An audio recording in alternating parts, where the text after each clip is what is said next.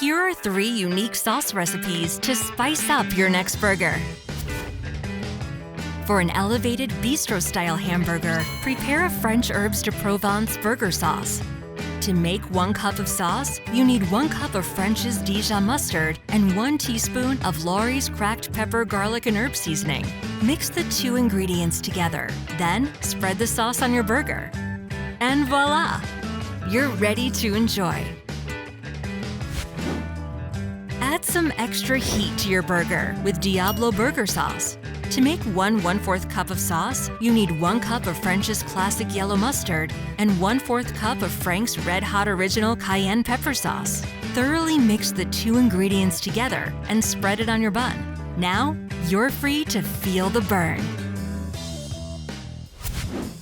Finally, a Ragin Cajun burger sauce.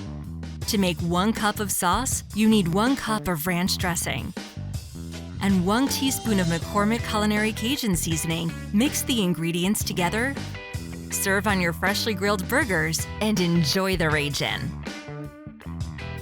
Each of these sauces is quick and easy to make, so whip one up to make your burgers stand out.